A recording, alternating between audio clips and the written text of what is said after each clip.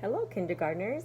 Today we're going to be reading a book that, as you know, is one of my favorites. So yesterday we read The Good Egg. The day before that we read Fruit Salad Friend. And to continue our theme of a book a day, to go with our letter of the day, with our letter of the day being the letter H today, I'm going to read you the book called How Full is Your Bucket for kids. And this book is one of my favorites because you will hear me say that filled my bucket, or thank you for filling your friend's bucket today.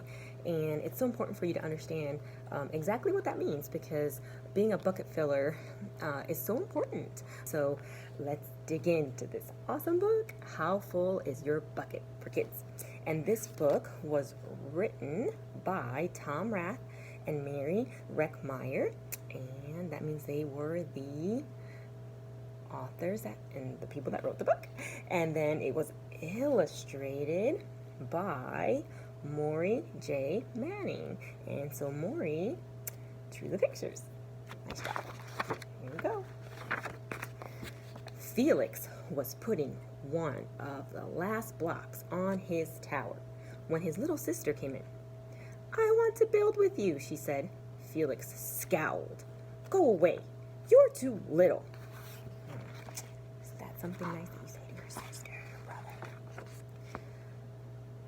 "Stay back. You'll knock it over." "I'm big. I can be very careful." "No, go play with your baby toys, Anna." I don't think that made Anna feel very good. Thwack! Oh, what did Anna do? "Grandpa!" Grandpa shook his head. "Felix, you just dipped from your sister's bucket. Like everyone else, Anna has an invisible bucket."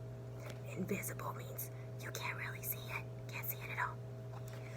"When it's empty, she feels bad. But when it's full, she feels great. Didn't you ever notice your own bucket?" Invisible bucket?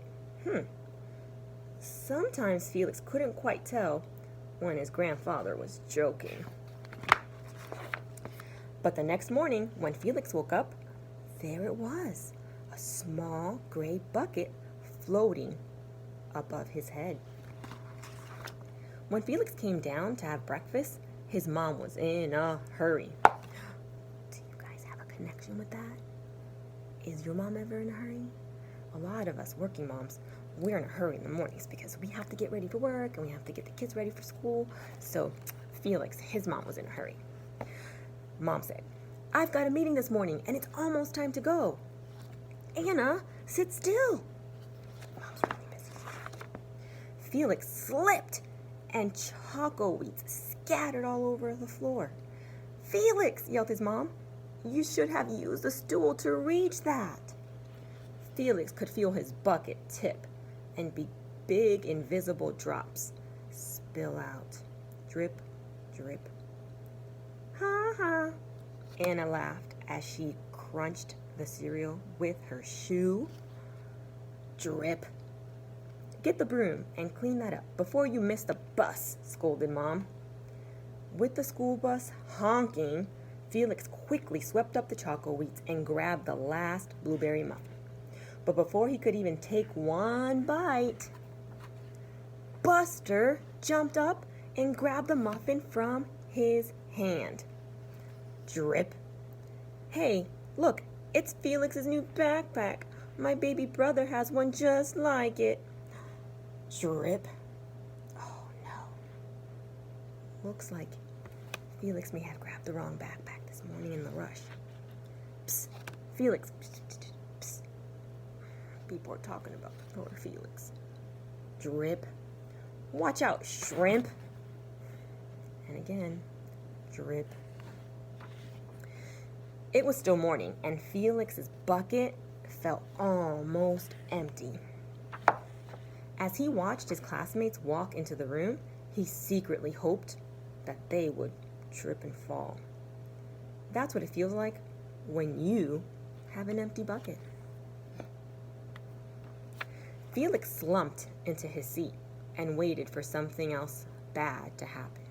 When you slump in your seat, slump is means the same as like kind of slept. Like, you know how you feel when you don't feel so good? Sometimes you slump in your seat. He slumped in his seat and he waited for something else bad to happen. Mrs. Bumblenickel walked slowly up to his desk and handed him a paper. He could hardly bear to look. "Felix, you wrote a wonderful story. Would you please share it with the class?" Felix grinned and felt a big drop land right in his bucket. Drop, drop, plop, blink, drop. The Gigantosaurus Who Wanted a Pet, by me, Felix. The class grew quiet. They laughed at all the right places and oohed and awed at all the scary parts. When Felix finally read the end, everyone clapped. Even Emily, who sat next to him and didn't usually like dinosaurs. Felix felt a whole shower of drops land in his bucket. Maybe the day wouldn't be so bad after all. Drop. Team captains today are Veronica and Felix. Drop. Nice cow. Well, it's a dog. Oh, well, nice colors there, Felix. Drop again. Cool laser ant backpack, Felix. Oh, he actually got a compliment for having his sister's backpack. By afternoon, Felix's bucket was nearly full. At recess, when he looked around, Felix suddenly realized that his grandpa was right. Everyone else had a bucket too. Drop, drop. Let me help you.